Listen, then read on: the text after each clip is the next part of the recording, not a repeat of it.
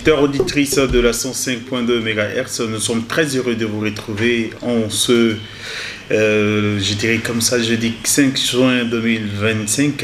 C'est un plaisir pour nous. La radio, premier média de Côte d'Ivoire certifié selon le programme GTI Beke FM. Et voilà, donc vous partage les informations essentielles de la journée. Aujourd'hui, nous avons le plaisir de démarrer avec la commission de la concurrence. Et aujourd'hui, il nous parle du thème, un thème important, le droit de la concurrence et de la négociation du marché. Dans un contexte de croissance économique soutenue et d'ouverture croissante aux investissements, la Côte d'Ivoire s'impose aujourd'hui comme un acteur économique majeur en Afrique de l'Ouest. Pourtant, derrière cette dynamique se cache parfois des pratiques commerciales peu transparentes, des abus de position dominante, des ententes illicites ou encore des négociations déséquilibrées entre petits fournisseurs et grandes entreprises. Face à cette dérive possible, le droit de la concurrence apparaît comme un outil essentiel pour garantir l'équité, la transparence et la compétitivité de nos marchés. À ce titre, la Commission de la concurrence, organe de régulation sous l'autorité du ministère du Commerce, joue un rôle de veille et mène depuis le 4 juin une campagne nationale sur le droit de la concurrence et de la négociation du marché. Restez donc, mesdames et messieurs, chers internautes, que je n'oublie pas, ceux qui nous suivent à partir des différentes plateformes Facebook, YouTube et surtout ceux qui nous suivent à partir de la 105.2, restez à l'écoute. Aujourd'hui, nous parlerons de la vérité des prix, la justice dans la négociation commerciale, la protection du consommateur et l'équité sur le marché ivoirien. Et pour cela, nous avons le plaisir de recevoir, comme je l'ai dit, une forte délégation de la commission de la concurrence. Et bien sûr, une seule personne prendra la parole. Il s'agit de M. Gogwa Dieudonné. Monsieur Gogwa, Guy Gogwa, voilà, M. Guy Gogwa, qui est donc, je dirais, directeur à la commission de la concurrence. Et nous parlerons d'une restitution parce que dans le cadre de la grande campagne, une activité a déjà eu lieu hier à la préfecture de région, sur le thème droit à la concurrence et à la négociation du marché. Et nous ferons la restitution avec vous. Nous tenterons de savoir quels ont été les objectifs donc de cette initiative et surtout que peut-on retenir et quelles sont les perspectives dans ce domaine. Bonjour Monsieur Gogwa, bonne arrivée. Merci. J'espère que je n'ai pas été long. Vous avez été précis. Voilà, merci. Alors, cette activité qui a été déjà menée, quels ont été les objectifs que vous avez voulu atteindre à travers l'organisation de cette activité? Bien, merci. Avant de répondre à votre question, oui, permettez-moi, oui, au nom du ministre, ce docteur Souleymane Diarra-Souba, oui, ministre du Commerce et de l'Industrie, oui, remercier Monsieur le préfet de région, oui, le corps préfectoral, Monsieur le maire de Boaké, oui, les autorités religieuses administratives, oui, les autorités des forces de défense et de sécurité, oui, les acteurs économiques, la presse, oui, et surtout BKFM certifié en Côte d'Ivoire sur le programme GTI, oui, et qui est beaucoup suivi dans la région. Okay. Donc pour moi, le ministre a tenu que je passe ici, oui, à travers votre micro, pour remercier tous ceux qui ont facilité, n'est-ce pas, la réussite de cette campagne. Bien sûr. Alors soyez au nom du ministre, je vous dis tous merci. Ah, ok. Effectivement, et je vais merci pour vraiment ces remerciements. Voilà, ça c'est du merci dans du merci. Mais Monsieur Gogwa, pour revenir sur la question, quel est, en même temps je profite, l'état des lieux de la concurrence en Côte d'Ivoire aujourd'hui et surtout quels ont été les objectifs de l'initiative que vous avez prise? Bien, il faut dire que la commission de la concurrence, oui, c'est une autorité administrative indépendante. Okay. Sa mission, c'est de veiller, n'est-ce pas, c'est de surveiller le marché afin d'y déceler les dysfonctionnements liés aux pratiques anticoncurrentielles. Oui. Donc, en un mot, c'est le gendarme de l'économie. Okay. Voilà. C'est ça la commission de la concurrence. Et elle est composée de 10 magistrats. Elle a 2 organes. Oui. L'organe délibérative et l'organe administratif. L'organe délibératif est composé de magistrats, on est composé d'avocats, l'organe est composé de professeurs d'université en droit et en économie. Donc c'est tout ce panel-là qui se réunit au regard du rapport qui a été rapport d'enquête qui est fait par l'organe administratif qui est composé du secrétaire général et de ses rapporteurs. Je précise que ces rapporteurs sont des officiers de police judiciaire qui mènent des enquêtes et qui produisent le rapport. Et comme à la justice, c'est pour ça que nous sommes une quasi-juridiction. Donc pour affirmer notre autonomie décisionnelle, nous sommes une quasi-juridiction. Donc le panel des commissaires se réunissent et au regard du rapport, sur la base du rapport des officiers de police judiciaire, ils prennent une décision qui peut soit des sanctions et autres. Voilà, donc c'est comme ça. Donc on va dire ce sont les gendarmes de l'économie. Bien sûr. Alors, nous sommes dans un système économique où on parle de liberté de concurrence, le droit à la concurrence. Alors, je vois que vous travaillez jusque-là sur la question des pratiques anti-concurrence. Voilà, donc, concurrentielle. Voilà. Et c'est quoi une pratique anticoncurrentielle? Pour faire simple, on va si tout le monde a droit à la concurrence, c'est quoi les pratiques anticoncurrentielles? Pour faire simple, on va dire que c'est une pratique. Une pratique, c'est un acte qu'on pose, qu'un opérateur économique pose, un fait. C'est ça une pratique. Donc une pratique anticoncurrentielle, on va dire, c'est un acte que l'opérateur ou un groupe d'opérateurs pose pour fausser le libre jeu de la concurrence. Parce qu'il y a des règles. Parce que vous êtes sur un marché, il y a des règles qui ont été... L'État a édicté des règles, l'État a mis une structure qui est la commission de concurrence pour veiller au respect de ces règles-là. Effectivement, comme les concurrents, ils ont tous le même intérêt à avoir beaucoup de clientèle, et un maximum de bénéfices. Donc il y a certains opérateurs véreux qui peuvent jouer, tricher, et tant soit peu, en se détournant de ces règles-là.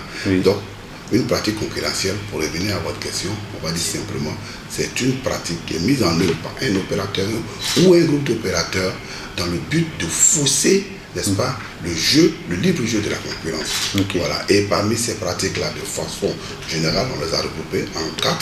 Vous avez la concurrence déloyale, vous avez les abus de position dominante, vous avez les ententes illicites. Donc c'est toutes ces grandes pratiques-là que nous essayons de réprimer sur un marché donné. Et justement, qu'est-ce que c'est que la concurrence déloyale? La concurrence déloyale, si on veut en parler. D'accord. On en parle toujours, j'entends toujours dire, des gens dire, ah mais tu m'as fait une concurrence déloyale, ça c'est déloyal, donc c'est une très belle question que vous êtes en train de poser aujourd'hui. Je sais que votre chaîne est beaucoup écoutée, donc la région du Béquet est là aujourd'hui informée. Comme je l'ai dit, c'est une pratique. La concurrence déloyale, c'est une pratique dans le but de fausser le jeu, le livre de concurrence, mais dans le but aussi de jeter, dans le but de perturber le concurrent dans ses activités. Parce que le concurrent, il est comme vous. Vous n'êtes pas adversaire, vous n'êtes pas amis, mais vous êtes des concurrents. Parce que vous visez le même objectif. Donc, il a ses droits, il a ses devoirs, tout comme vous. Vous devrez le respecter. Donc, on va dire, la concurrence déloyale, elle peut se manifester de plusieurs façons. De façon rapide, si vous permettez. Allez-y. Il y a les imitations fautives. Ce que nous, on appelle ici, dans notre jargon, la contrefaçon. La contrefaçon, oui. Ça, je peux dire, c'est un poison. La contrefaçon, c'est un poison. Figurez-vous, je suis rentré à Boaké il y a de cela une semaine pour préparer cette campagne. C'est une petite anecdote que je vais raconter. Mon collaborateur est rentré dans une boutique. Il allait acheter, parce qu'il avait oublié son savon, il allait acheter un savon de bain. Il a payé le savon de bain. Et figurez-vous, il rentre dans sa chambre d'hôtel. Il se rend compte que le savon qu'il avait l'habitude d'acheter à Abidjan, ce savon assis à Boaké, c'est un savon contrefait. C'est un savon contrefait. C'est-à-dire qu'une copie de l'original. De l'original.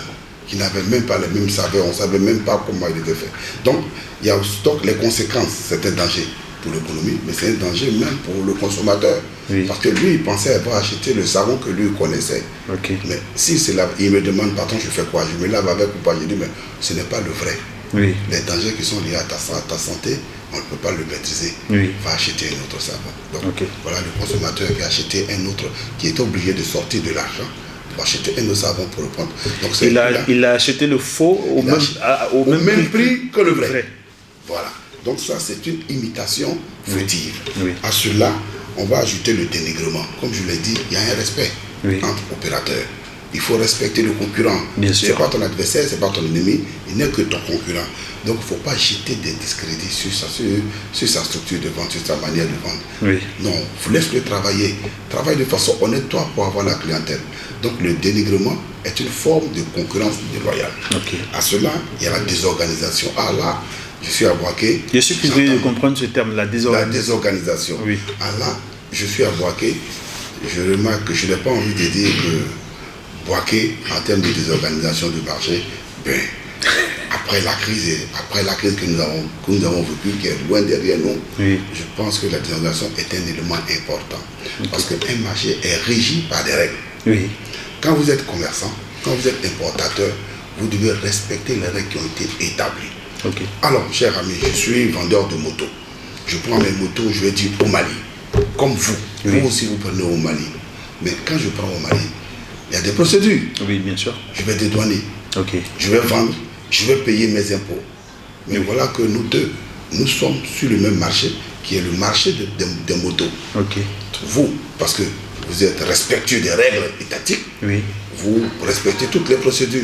Et moi, comme j'ai envie de me faire de façon illicite plein de sous, excusez-moi du terme, je me détourne des impôts. Okay. Je ne fais pas normalement mes procédures de dédouanement, mais à la fin, ça va se répercuter sur nos différents prix. Bien sûr. Vous ne pouvez pas, il y a un prix auquel vous ne pouvez pas descendre. Okay. Mais moi, quand je regarde mon prix de revient, je peux m'amuser à être en deçà de vous. Oui, effectivement. Voilà. Et à la fin, les conséquences sont énormes.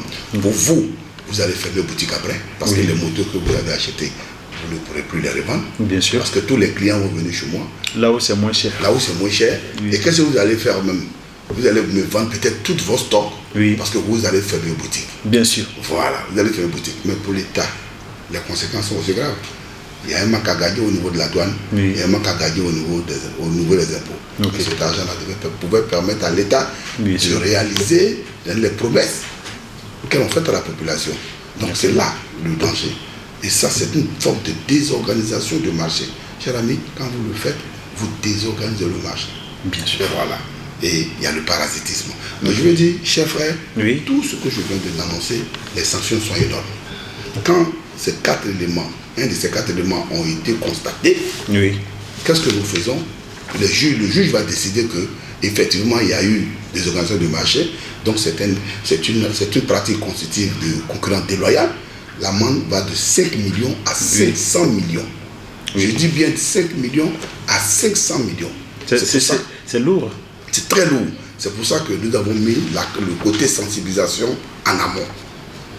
Il faut que tous les opérateurs soient informés. Parce que quand nous allons mener une enquête de ce genre, on ne sera pas vraiment, on va pas regarder. Bien sûr. Voilà. Et c'est le juge qui prendra sa décision. C'est le juge qui prendra sa décision. Et c'est vrai, les sanctions, si nous avons la Lucan, on reviendra dessus. Il y a 2 termes qui nous intéressent encore, les ententes interdites. Voilà. Les ententes interdites, comme je dis, c'est tout accord entre entreprises ou groupes d'entreprises, mais dans un seul objectif, de fausser le jeu de la concurrence. Comment cette entente-là peut se faire? Par une imposition de façon directe ou indirecte des prix. C'est-à-dire, je prends un exemple, vous êtes vendeur de... J'aime bien les motos. Bien sûr. Vous êtes vendeur de motos. Boaké, c'est une ville aussi où on trouve beaucoup de motos. Vous êtes vendeur de motos. Je suis vendeur de motos dans la ville de Boaké. Alors je dis, mais cher ami, nous tous, nous deux là, mettons nos motos à 300 000 francs. Ok. Tu dis, mais moi, les motos là, moi, si je mets à 250 000 francs, ça m'arrange? Je dis non, on n'a qu'à s'entendre.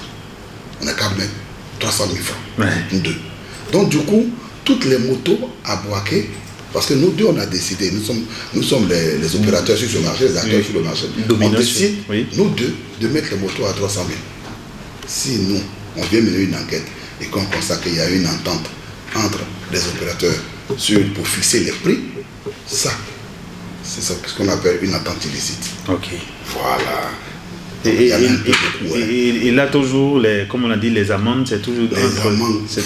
De 500. On est en train de de 5 à 500. Les amendes sont lourdes. Ok. Et l'abus de position dominante, Oui. de quoi s'agit-il? L'abus de position dominante, écoutez, la position dominante elle-même, c'est quelque chose que nous souhaitons. Parce que toute entreprise veut aller de l'avant, veut avoir beaucoup de marchés, veut faire un maximum de chiffre d'affaires. Nous, c'est ce que nous souhaitons en tant qu'organe de régulation. Ça va, mais il ne faut pas abuser. Voilà, je vous donne un exemple d'abus de position dominante. Eh bien, je suis un vendeur un grand commerçant de riz à Boaké. Et mon riz est beaucoup prisé par la population. Bien sûr. J'ai fait venir une grande quantité de riz ici à Boaké et tout le monde veut manger mon riz. Mais en même temps, j'ai eu au cours de mes contacts une bonne quantité de tomates. Mais ces tomates-là, c'est dommage, mais ces tomates-là ne sont pas prisées par la population. Mais je les ai achetées, il faut que je les écoule. Donc qu'est-ce que je fais? Je vois tous les consommateurs de mon riz qui veulent acheter des riz. Je dis, bon écoutez, mon riz, je vais vous le vendre. Le riz, il fait par exemple, je vais dire 10 000 francs. Mais je le fais à 10 500 et vous prenez une boîte de tomates. Une vente jumelée. C'est-à-dire que je vais écouler mon stock de tomates. Mais le client qui vient, le consommateur, il n'était pas venu acheter des boîtes de tomates. Il était venu acheter seulement que son riz, qui devait lui coûter 10 000. Mais là, vous lui dites 10 500 ou 11 000. Vous lui imposez, vous avez dit le mot, vous avez dit... vous lui imposez. Merci, chef, vous avez compris. Vous lui imposez une autre marchandise dont il n'a même pas besoin. Il sort 1000 francs de plus pour acheter son riz. Mais la tomate, il n'en a pas besoin. Mais comme vous avez fait venir une grande quantité de tomates et que vous voulez écouler, ben vous faites une vente jumelée. Lui qui prend mon riz, il prend aussi ma boîte de tomates.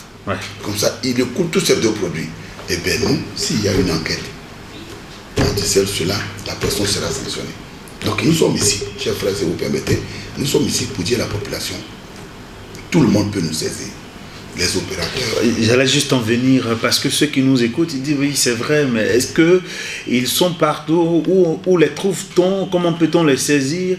D'autres même certainement se disent là tu vas trouver, ils sont à Abidjan seulement. Merci. Expliquez-nous, est-ce que c'est possible qu'on vous saisisse? C'est de très belles questions. Effectivement, nous sommes partout. Nous sommes une autorité nationale. On est partout sur les 322 km², 360 km². C'est pour ça que d'ailleurs, on a voulu commencer par Boaké. Alors, on est partout pour nous joindre, pour nous saisir. C'est comme tu poses une plainte, tu déposes une plainte. Donc la saisine, c'est comme une plainte. Quand vous constatez, un opérateur constate un dysfonctionnement dans son activité, pour nous saisir, soit il nous fait une lettre recommandée, soit il dépose la plainte à la commission au siège de la commission de la concurrence qui est à Abidjan, de Plateau, soit parce qu'il y a aussi l'anonymat. Vous savez qu'on est sur un marché, si je dénonce mon concurrent et qu'il est pris demain pour ma propre sécurité, je ne suis pas sûr que demain je vendrai dans mon magasin. Donc l'État a prévu cette option-là d'anonymat. Même au téléphone, tu peux appeler, nos numéros sont là, que voilà ce que je constate, mais je ne veux pas que mon nom sorte. Nous, on ne va pas demander votre nom. Nous, on a l'occasion de transformer cette saisine-là en auto-saisine. Parce que nous-mêmes, nous pouvons nous auto-saisir. Alors, une équipe viendra à Boaké discrètement, constater l'infraction et déclencher l'enquête. Pour nous saisir ici, comme c'est simple, c'est pas payant, c'est gratuit. Alors, avant d'en arriver, et puis, excusez-moi, si vous ne pouvez pas, vous pouvez attraper, vous pouvez aller à la direction régionale de Boaké, de commerce. Vous allez vous poser le problème. Eux, ils sauront comment orienter la plainte pour que l'information nous parvienne, afin que nous puissions régler votre problème. Alors nous t'en avons à la fin de cette émission. Avant de parler des perspectives et surtout de ce que l'on peut retenir de cette campagne que vous avez menée ici à Boaké, alors un mot sur la négociation, parce que là vous avez parlé de régulation. La régulation, un mot sur la régulation, voilà, contenu dans le thème. D'accord, oui. Réguler, c'est surveiller. Ok. C'est tout. Réguler, c'est surveiller. En tant que régulateur de l'économie, nous veillons à ce que ce qui est écrit soit vraiment ce qui est fait sur le marché. Voilà. Donc on se dit, comme nul n'est censé ignorer la loi, même si nul n'est censé ignorer la loi, l'État a quand même, comme je me permets de le dire toujours, l'État a un visage humain. L'État, même si on a une mission répressive qui est mise en avant, on se dit, bon écoutez, allez porter l'information aussi, allez former ces acteurs-là pour leur dire, ah, désormais, il y a des choses qu'on ne peut pas tout faire sur un marché. Ok, effectivement, donc nous n'allons pas tarder à aborder donc les perspectives et ce que l'on peut retenir. Mais une question qui me vient à l'esprit, c'est que le commerçant, j'imagine, qui nous écoute en ce moment est devant son magasin, mais ils disent tout ça, ils ne nous ont jamais donné de documents qui parlent des lois de notre métier. Est-ce qu'il existe un code du commerce qui est vulgarisé, par exemple, qui est facile d'accès? Par exemple, pour le journaliste, il y a un code de déontologie, tout et tout, du métier auquel le journaliste a accès, qu'il prend contact avec même avant de démarrer son métier. Est-ce que, par exemple, chez le commerçant, c'est le cas? Oui, il n'y a pas de problème. À ce niveau, nous avons un site web. www.commission de la concurrence. Oui. Voilà. Donc, dans ce site de la commission-là, vous avez tout le dispositif réglementaire. Vous avez toutes les informations suffisantes pour pouvoir orienter ou pour pouvoir bien vous conduire ou tenir sur un marché donné. Voilà. Merci. Alors, monsieur le directeur, dites-nous, cette campagne a été menée à Bouaké. Est-ce qu'elle s'est très bien déroulée dans de bonnes conditions?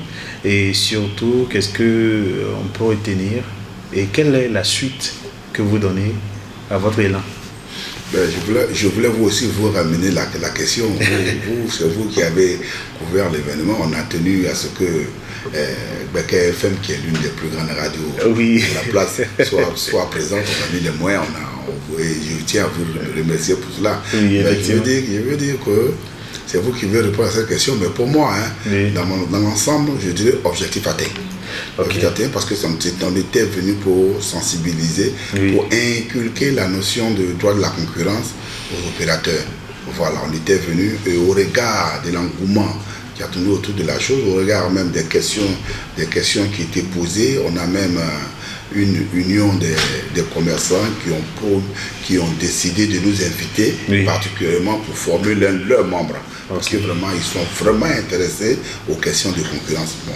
Donc, sur cette base-là, sur ces éléments dont je viens d'énumérer, je pense que pour moi, objectif atteint. L'objectif est atteint. Maintenant, en termes de perspective, on n'est pas, comme je l'ai dit, notre mission n'est pas de sensibiliser. Notre mission, je le dis et je le répète, je suis un officier de police judiciaire. Je ne suis pas de la radio. Je ne sensibilise pas. Je réprime.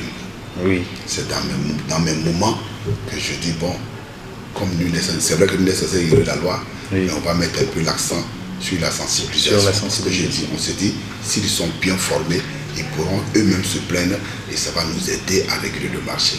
C'est ce qu'on a fait à Bouaké. Après Bouaké, on a d'autres régions que nous allons.